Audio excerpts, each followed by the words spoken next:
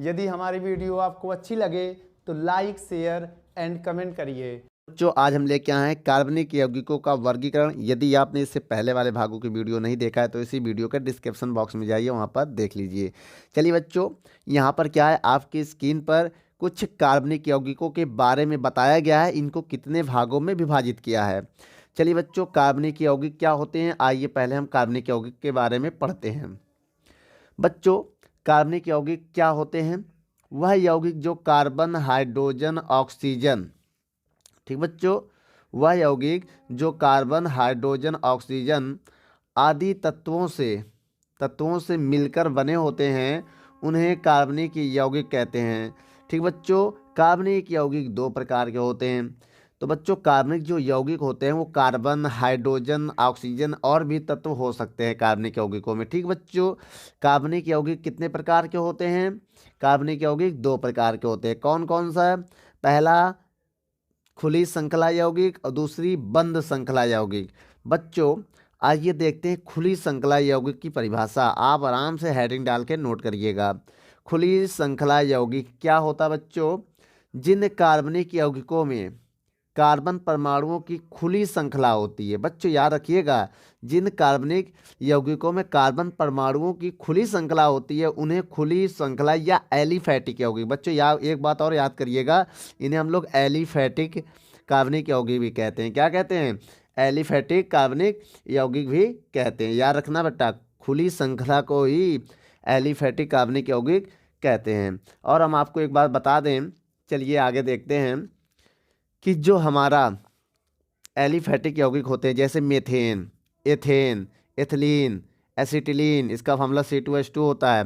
Methyl alcohol CH3OH, ठीक बच्चों, ethyl alcohol C2H5OH, ये सब बेटा क्या है? खुली श्रृंखला। अगर देखा जाए तो कुछ एग्जाम्पल हम श्रृंखला को इनको खोल के दिखाते हैं। जैसे प्रोपेन का देखिए, CH3 CH2 CH3, तो बच्चों ये सिंगल बॉन्ड होते हैं। एक बात और, कार्बन की वैलेंसी जो 4 होनी अनिवार्य है। जैसे 3 ये है, एक ये बॉन्ड, तो 4 हो जाएगा।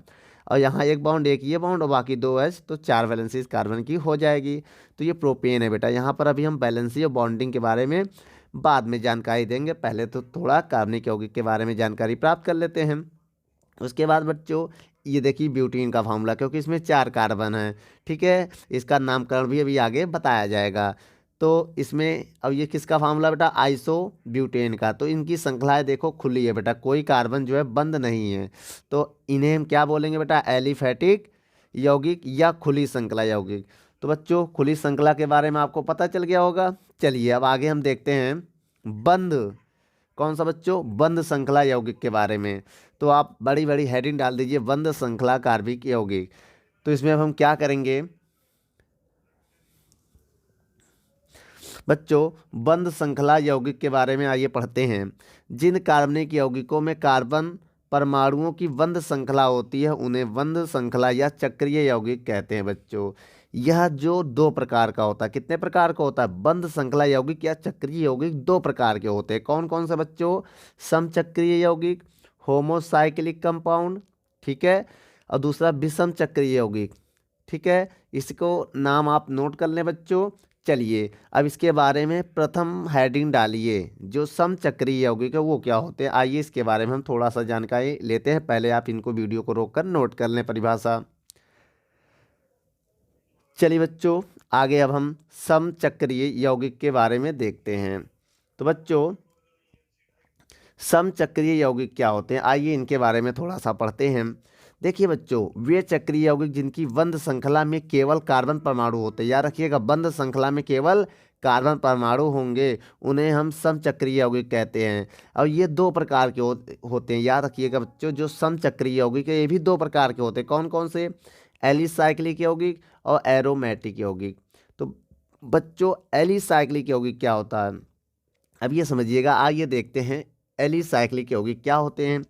वे चक्रीय यौगिक जिनके गुण एलिफैटिक क्या होते थे, अभी हमने ऊपर बताया था, जो खुली श्रृंखला होती है उसी को हम एलिफैटिक बोलते हैं बेटा।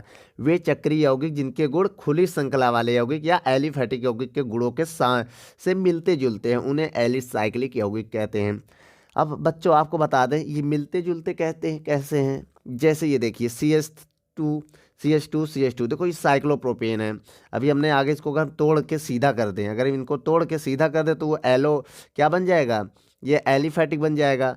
तो बेटा क्या हो जाएगा, तो इसमें क्या है सिंगल बॉन्ड भी होते, उसमें भी सिंगल बॉन्ड होते थे। तो ये क्या साइक्लोप्रोपेन, साइक्लोब्यूटेन, देखिए रिंग में ये सब है ना बच्चों। अगर ये रिंग को तोड़ देंगे तो ये कौन सा हो जाएगा, खुली श्रृंखला हो जाएगा। इसी वजह से हम बंद श्रृंखला में रखे गए हैं। ठीक है, आइए बच्चों इनके एग्जाम्पल थोड़ा हम देखते हैं।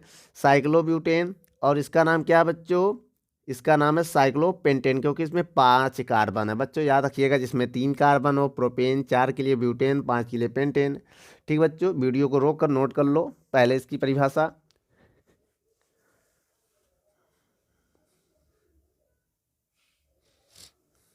चलिए बच्चों अब आगे हम ये देखते हैं एरोमेटिक यौगिक या वे चक्रीय यौगिक जिनके गुण बेंजीन से मिलते जुलते हैं उन्हें एरोमेटिक यौगिक कहते हैं। ठीक बच्चों, वे चक्रीय यौगिक जिनके गुण बेंजीन से मिलते जुलते हैं उन्हें हम एरोमेटिक यौगिक कहते हैं। ये इसकी परिभाषा हो चुकी है। आइए बच्चों इसके एग्जाम्पल देखते हैं। यहाँ पर क्या बेटा, बेंजीन का फार्मूला ये होता है। ठीक बच्चों, C6H6, अगर देखा जाए बेंजीन को हम C6H6 भी लिख सकते हैं। याद रखिएगा बच्चों, ये बेंजीन का फार्मूला होता तो एक 6 कार्बन, 1 2 3 4 5 6 कार्बन इसमें भी है। ये बेंजीन का फार्मूला हो गया। इसमें कितने कार्बन है, 1 2 3 4 5 6, तो इसमें भी 6 कार्बन। लेकिन बेटा इसमें OH आ गया, याद रखिएगा बेटा, सब में 6 कार्बन होंगे, सबके गुण बेंजीन से मैच होंगे, याद रखिएगा।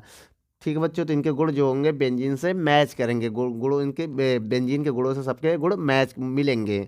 तो ऐसे बेटा फिनॉल का फार्मूला हो गया, ये नाइट्रोबेंजीन का फार्मूला हो गया।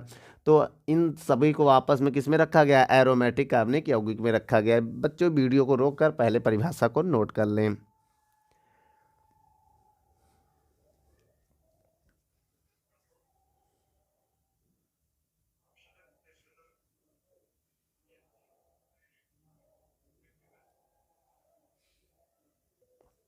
चलिए बच्चों अब हम ये पढ़ते हैं कि विषम चक्रीय यौगिक क्या होते हैं। अभी तक हम इससे पहले सम चक्रीय यौगिक पढ़े थे बेटा।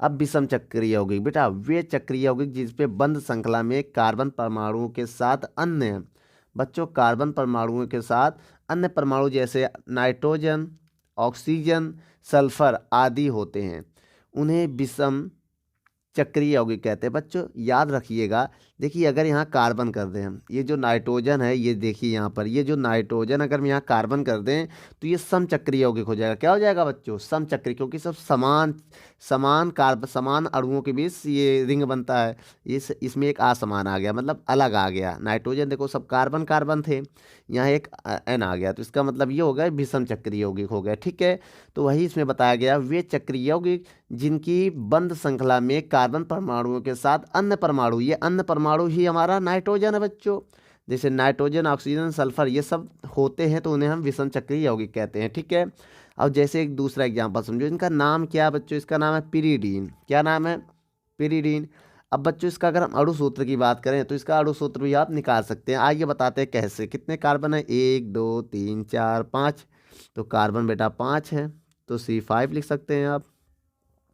और नाइट्रोजन 1 है, तो केवल पहले H लिखो, कितने H है, 1 2 3 4 5, H5 है, तो यहाँ N।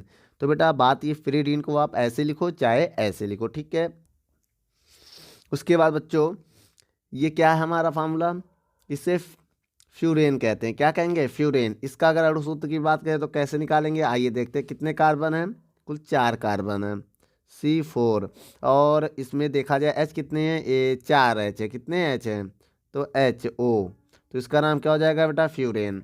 ठीक है, अब ये फार्मूला जो है इसमें भी देखो बेटा विषम है ना, अलग है, तो ये विषम चक्री हो गया। कितने कार्बन है, C4 H5, और इसमें S आ गया। बच्चों ये 5 है, याद रखिएगा, इसमें S आ गया है। क्या आ गया, S, तो ये क्या हो गया, थायोफीन। अब इसमें देखिए बच्चों, इसमें भी 4 कार्बन है। कितने कार्बन है, C4 है, और H हमारा भी 4 है इसमें भी, लेकिन इसमें N आ जाता है। क्या आ जाता है, N। तो इस कंडीशन में बच्चों यहाँ देखिएगा, ये मेरा क्या हो जाएगा, पिरोल। क्या हो जाएगा, पिरोल। और यहाँ पर देखिए बच्चों, इस सब में जो कार्बन कार्बन के बीच में नाइट्रोजन, ऑक्सीजन, सल्फर, नाइट्रोजन आ जाता है, इसी वजह से ये सब यौगिक क्या कहलाते हैं, चक्रीय यौगिक कहलाते हैं। ठीक है बच्चों, आप पहले वीडियो को रोककर आराम से परिभाषा को नोट कर लें।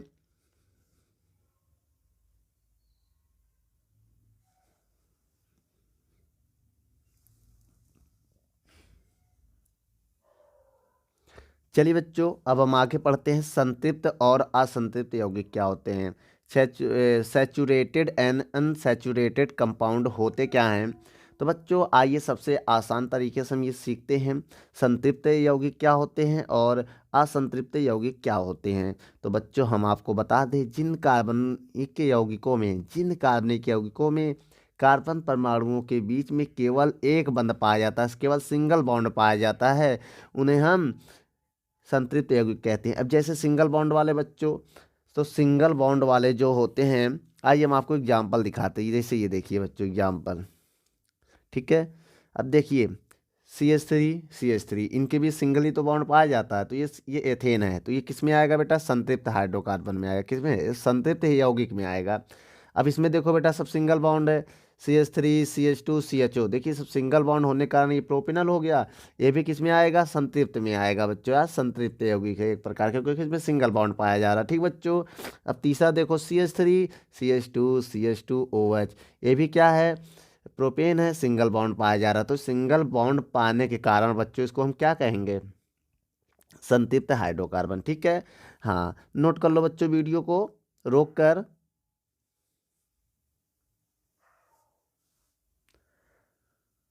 चलिए बच्चों, अब इसके बाद हम पढ़ते हैं असंतृप्त यौगिक क्या होते हैं। अब इसकी परिभाषा देखिए, जो इसकी परिभाषा थी इसकी उल्टा हो जाएगा, जहाँ एकल बनता है यहाँ द्वि और त्रिबंध हो जाएगा, मतलब डबल बॉन्ड और ट्रिपल बॉन्ड हो जाएगा। जैसे देखो, जिन कार्बनिक यौगिकों में कार्बन परमाणुओं के बीच द्विबंध या त्रिकबंध पाए जाते हैं उन्हें संतृप्त हाइड्रोकार्बन कहते हैं। अब एग्जाम्पल देख लेते हैं बच्चों, जिसमें 2 और 3 बॉन्ड पाए जाते हैं। कौन कौन से में बेटा 2 और 3 बॉन्ड पाए जाते हैं, पहले पहले परिभाषा नोट कर लें, फिर एग्जाम्पल हम आपको दिखा रहे हैं। चलिए बच्चों एग्जाम्पल समझते हैं। संतृप्त हाइड्रोकार्बन में क्या है, देखिए बेटा ये एथीन है, देखिए डबल बॉन्ड पाया गया है। ये एथाइन है, देखिए ट्रिपल बॉन्ड पाया गया है। अब ये देखिए क्या है, इसमें सिंगल बॉन्ड बीच में डबल बॉन्ड पाया गया ना, इसका नाम लिख दे ब्यूट वन इन ऑल, क्योंकि डबल बॉन्ड के लिए इन होता है बच्चों, इसका नाम है। तो बच्चों आप वीडियो को रोक कर उदाहरण नोट कर लें, और असंतृप्त यौगिक की परिभाषा आपको समझ में आ गई होगी। जब कभी कार्बन कार्बन के बीच डबल बॉन्ड पाया जाता है तो उन्हें हम संतृप्त हाइड्रोकार्बन कहते हैं, जब कार्बन कार्बन के बीच सिंगल बॉन्ड पाया जाता है तो उन्हें असंतृप्त हाइड्रोकार्बन कहते हैं बच्चों। वीडियो को रोक कर परिभाषा को नोट कर लें।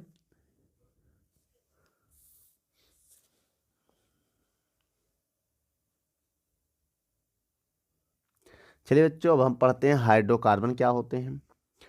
बच्चों वह यौगिक जो कार्बन व हाइड्रोजन से मिलके बने होते हैं, वह यौगिक जो कार्बन व हाइड्रोजन से मिलके बने होते हैं उन्हें हम हाइड्रोकार्बन कहते हैं। ठीक बच्चों, समझ गए, वह यौगिक जो कार्बन हाइड्रोजन से मिलके बने होते हैं उन्हें हम हाइड्रोजन कहते हैं। यह 2 प्रकार के होते हैं। कितने प्रकार के बच्चों, 2 प्रकार के। कौन कौन से, एक संतृप्त हाइड्रोकार्बन और दूसरा असंतृप्त हाइड्रोकार्बन।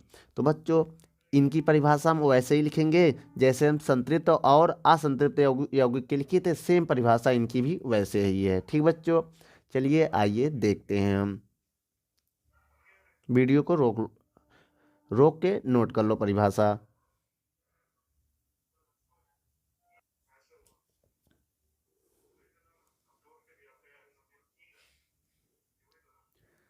चलिए बच्चों, संतृप्त हाइड्रोकार्बन क्या होते हैं। जिन हाइड्रोकार्बन में कार्बन परमाणुओं के बीच में केवल एकल बंध मतलब सिंगल बॉन्ड पाए जाते हैं उन्हें संतृप्त हाइड्रोकार्बन कहते हैं। अब सिंगल बॉन्ड पाए जाने वाले अगर हम बात करें कार्बन की तो क्या क्या हो सकते हैं बच्चों, जैसे अभी हमने आपको एग्जाम्पल बताया था CH3 CH2 CH3, तो इसका नाम क्या होगा, इसका नाम बेटा क्या होगा बताइए, इसका नाम प्रोपेन होगा। और सिंगल बॉन्ड पाने वाले का नाम बताइए। अब जैसे दूसरा एग्जाम्पल बता दें, CH3 केवल कार्बन कार्बन के बीच में होना चाहिए बेटा, CH2 CH2 CH2 CH3, तो इसमें कितने कार्बन है, 1 2 3 4 5, तो इसका नाम क्या हो जाएगा, प्रोपेन। ठीक बच्चों, ऐसे सब सिंगल बॉन्ड, बेटा ऐसे हाइड्रोकार्बन जिसमें केवल सिंगल बॉन्ड पाए जाते हैं वो सब किसके अंतर्गत आते हैं, वो संतृप्त हाइड्रोकार्बन के अंतर्गत आते हैं। बच्चों इसकी परिभाषा वीडियो को रोक कर नोट कर लें। इसके बाद हम असंतृप्त हाइड्रोकार्बन के बारे में जानकारी प्राप्त करते हैं।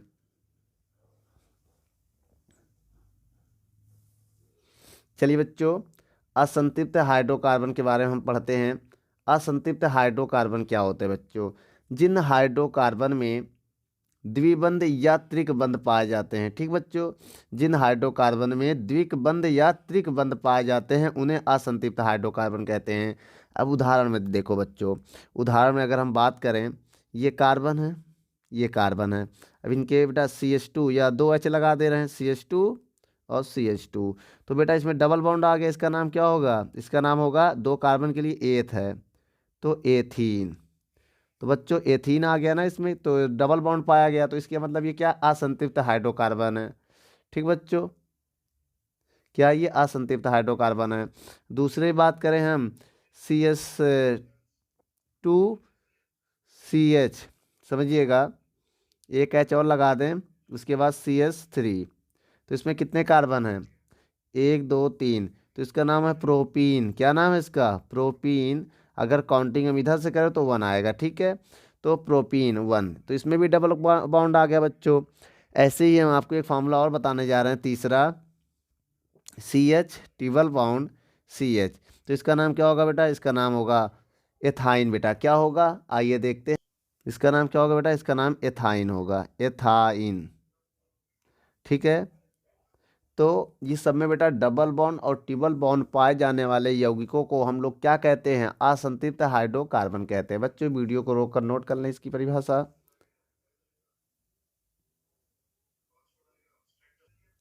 चलिए बच्चों, क्रियात्मक समूह क्या होते हैं, फंक्शनल ग्रुप क्या होते हैं, आइए इसके बारे में जानते हैं।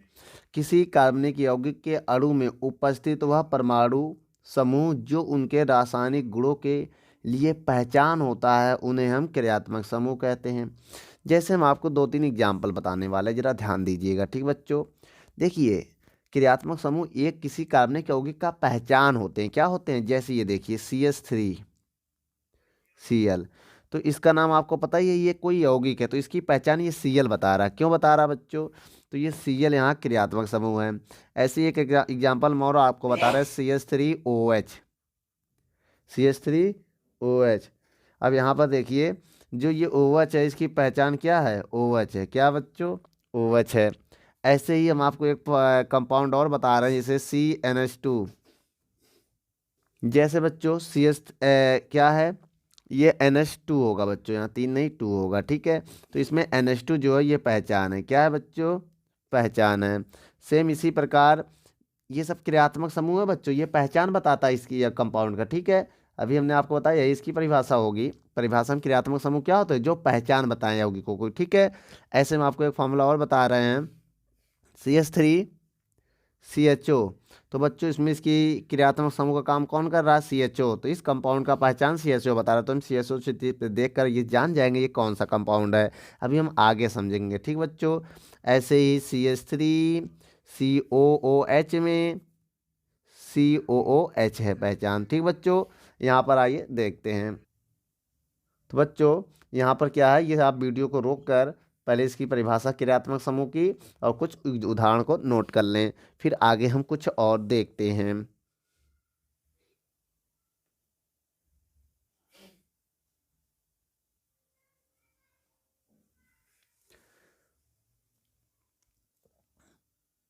चलिए बच्चों, समजातीय श्रेणी क्या होते हैं, आइए समजातीय श्रेणी के बारे में पढ़ते हैं। तो इसमें लिखेंगे क्या, वह हाइड्रोकार्बन जिनके अणु सूत्र में CH2 का अंतर होता है उन्हें हम समजातीय श्रेणी कहते हैं। समजातीय श्रेणी को समजातीय श्रेणी भी कहते हैं। तो आइए बच्चों, हम आपको कुछ ऐसे एग्जाम्पल बताने जा रहे हैं जिसके अणु सूत्र में से CH2 का अंतर होगा। जैसे अगर हम एक एग्जाम्पल उठाएं, जैसे CH4, कुछ श्रेणी हम बताने जा रहे हैं, C2H6 C3H8 C4H10 C5H12 C6H14 बेटा, ठीक है। अब इसका अंतर कैसे हम पहचानेंगे, बहुत ध्यान से देखिएगा। अगर हम इन दोनों का डिफरेंट पहचाने कितने का अंतर है, देखिए घटाइए, 2 कार्बन से 1 कार्बन जाएगा तो 1 कार्बन बचेगा, और 6 हाइड्रोजन से 4 हाइड्रोजन घटाएंगे तो 2 हाइड्रोजन बचेगा। तो कितने का अंतर आया बेटा, CH2 का आया कि नहीं आया। ऐसे इसमें आइए हम देखते हैं, इन दोनों में निकालते हैं, ठीक है। इन दोनों में डिफरेंट निकालें अगर हम, तो 3 कार्बन से 2 कार्बन घटाएंगे तो 1 कार्बन आएगा, 8 कार्बन से 6 घटाएंगे तो 2 आ जाएगा। इसमें भी बेटा CH2 का अंतर आया है। अब यह इन दोनों का हम डिफरेंट निकालेंगे, 4 से 3 जाएगा तो 1 कार्बन, 10 से 8 जाएगा तो 2 हाइड्रोजन, तो ये भी इसमें भी उतने का अंतर आया बच्चों। ऐसे आइए इन दोनों का भी हम डिफरेंट निकालते हैं, तो कितना आएगा, C 5 से 4 जाएगा, C आएगा बच्चों, 5 कार्बन से 4 कार्बन निकलेगा, और 12 से 10 निकालेंगे 2 आएगा। इसमें बेटा CH2 का अंतर आ गया, ठीक है। अब इनके इनके बीच अगर निकालें तो बेटा 6 कार्बन है, यहाँ 5 कार्बन है, तो कितने कार्बन आएंगे, 1 कार्बन। H बेटा 14 से 12 जाएगा तो 2 आएगा, तो इसमें क्या आ गया बच्चों, इतने का अंतर है। ऐसे आइए हम एक एग्जाम्पल और देखते हैं, ठीक बच्चों।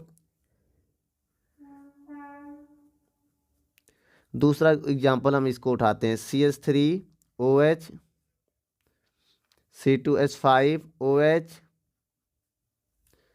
C3H7OH, C4H9OH,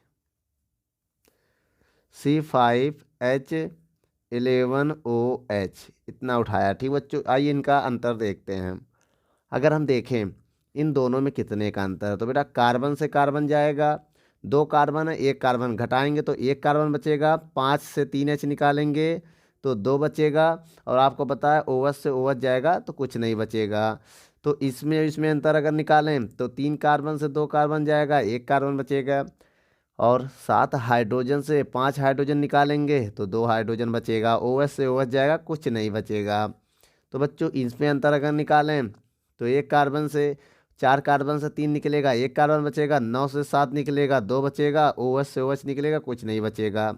तो बच्चों 5 से 4 जाएगा, 1 C बचेगा, 11 से 9 जाएगा, कितना बचेगा बच्चों, 11 से 9 जाएगा तो 2 बचेगा, CH2 आया बच्चों इन सब में अंतर। तो बच्चों ऐसे कार्बनिक यौगिक जिसमें CH2 का अंतर होता है उन्हें हम समजातीय श्रेणी कहते हैं। तो बच्चों आपको समजातीय श्रेणी के बारे में अच्छे से समझ में आ गया होगा, नोट कर लो।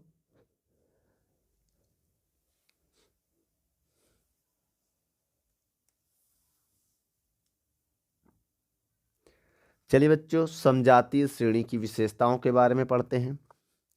इनकी निम्नलिखित विशेषताएं होती हैं, जैसे नंबर 1, किसी समजातीय श्रेणी में 2 निकट सदस्यों के अणुसूत्र में CH2 का अंतर होता है, ये हम परिभाषा में बता चुके हैं बच्चों। दूसरा इनकी विशेषता है प्रत्येक समजातीय श्रेणी का एक समान सूत्र द्वारा प्रदर्शित किया जा सकता है, जैसे एल्केन। तो बेटा एल्केन का फार्मूला ये होता है ना, ऐसे ये N जो यहाँ होता है एक पूर्ण संख्या होता है, याद रखिएगा N क्या होता है बच्चों, यहाँ पूर्ण संख्या होती है, ठीक है।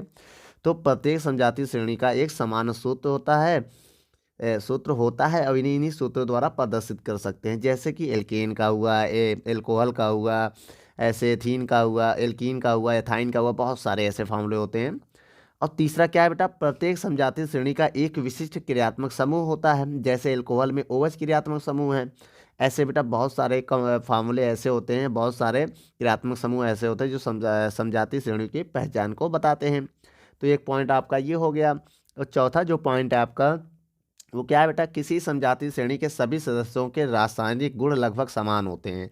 अभी जैसे बताया था हम एल्केन के सभी तत्व लिखेंगे तो आपस में समजातीय श्रेणी होंगे, तो उनके सभी गुण क्या होंगे, एल्केन के समान होंगे। अब एल्कोहल के हम सभी सदस्य लिखेंगे तो उनके गुण क्या एल्कोहल के समान होंगे, ठीक बच्चों। तो ये सब इनके क्या हो गए, लगभग जो समजातीय श्रेणी आपस में होते हैं उनके गुण बेटा लगभग समान होते हैं, ठीक है। नोट कर लो वीडियो को रोक कर।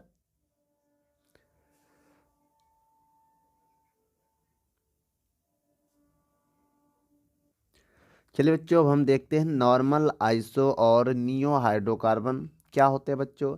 नाम पद्धति में समावयवी एल्केनों के नामों में अंतर पहचानने के लिए एल्केन के नाम के पहले नॉर्मल, आइसो और नियो लगाते हैं। जैसे नॉर्मल हाइड्रोकार्बन कब होता है बच्चों, तो इसकी परिभाषा हम लिखें अगर, तो जिस हाइड्रोकार्बन में सभी कार्बन परमाणुओं के बीच में बच्चों, नॉर्मल हाइड्रोकार्बन, जिन हाइड्रोकार्बन में सभी कार्बन परमाणु एक ऋजु, क्या बच्चों, एक ऋजु, क्या है ये, ऋजु श्रृंखला में जुड़े होते हैं। मतलब ऋजु माने रेखीय होता है बेटा, रेखीय श्रृंखला में जुड़े होते हैं, उन्हें नॉर्मल हाइड्रोकार्बन कहते हैं।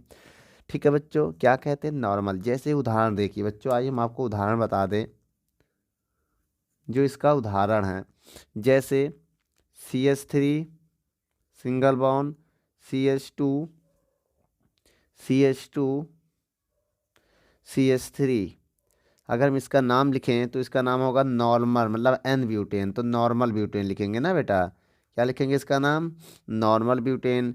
ऐसे ही एक आपको एग्जांपल और बता दें हम, CH3 single bond, CH2 CH2 CH3, तो बच्चों इसमें क्या होगा, नॉर्मल पेंटेन, क्या होगा, नॉर्मल पेंटेन। तो बच्चों इसमें नॉर्मल चल रहा है। ठीक है, तो इसको आप वीडियो को रोक कर नोट कर लें।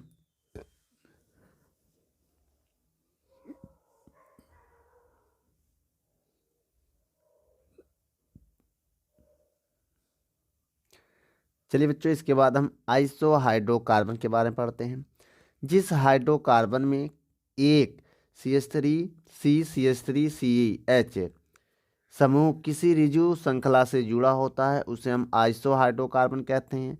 बच्चों, किसी भी रेखीय श्रृंखला में अगर ये जुड़ जाए आगे, तो क्या हो जाएगा, वो आइसो हाइड्रोकार्बन हो जाएगा। जैसे कि हम आपको एक एग्जांपल बताते हैं, बहुत ध्यान से देखिएगा। तो बच्चों यहाँ पर एक H होगा, याद रखिएगा, यहाँ पर एक H होगा, ठीक है, बैलेंसी के लिए। तो ये C के बगल में H है, ठीक है। तो बच्चों आइए हम आपको एक एग्जांपल दिखाते हैं। जैसे CH3 ये किसी का CS से जुड़ा है, बहुत ध्यान से देखिएगा ऐसे। अब ये क्या है, CH3, तो इसका नाम क्या लिखेंगे बच्चों, कुल कितने कार्बन है, 1 2 3 4, 4 कार्बन है ना।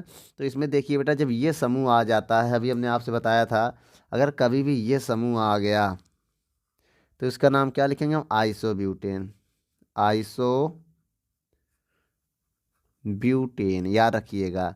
ऐसे ही हम आपको एक एग्जांपल और दिखा रहे हैं, चलिए देखते हैं। CH3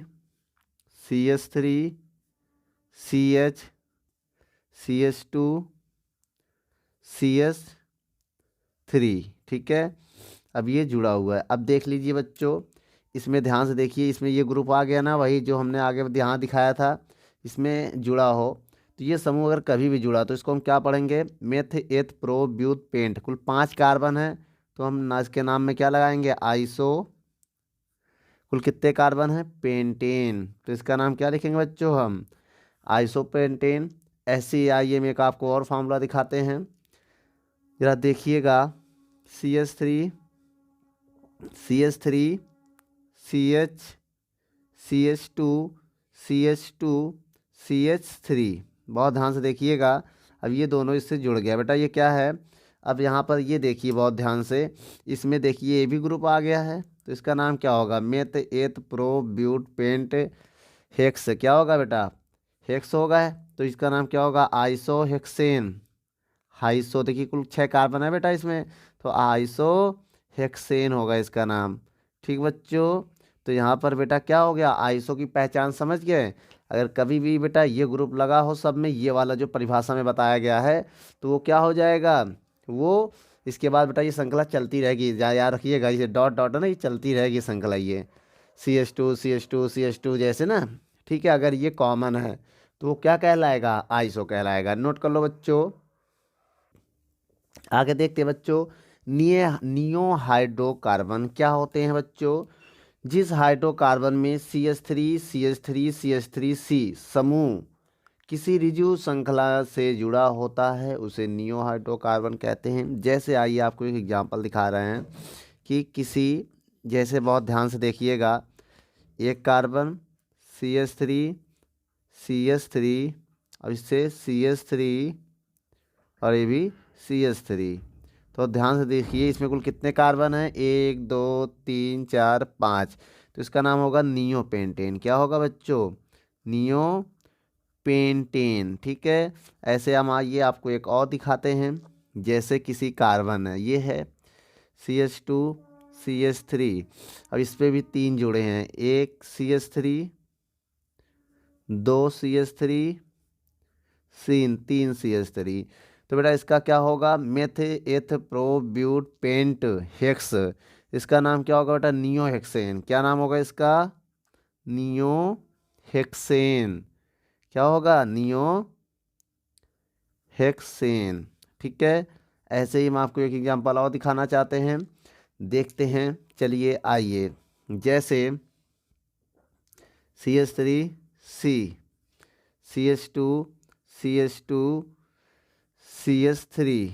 ठीक है।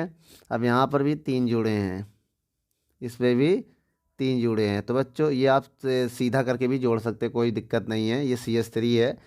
अब इसका नाम अगर हम आपसे कहें तो क्या लिखोगे? Meth eth pro but pent hex hept. कुल कितने कार्बन है बेटा? 7 है। तो हेप्ट है, तो इसका नाम क्या होगा?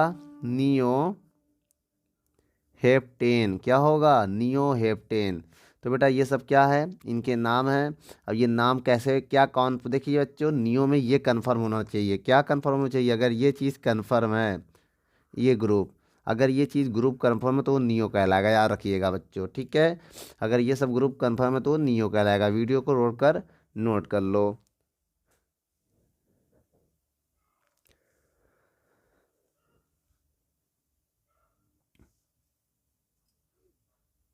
चलिए बच्चों, इसके बाद के भाग हम अगली वीडियो में देखेंगे।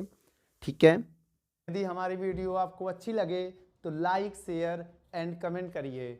और भी अगर आप किसी टॉपिक पे वीडियो चाहते हैं तो हमारे कमेंट बॉक्स में जाके कमेंट करें, तो हम उस पर बहुत ही जल्द से जल्द वीडियो को बनाएंगे। चलिए धन्यवाद।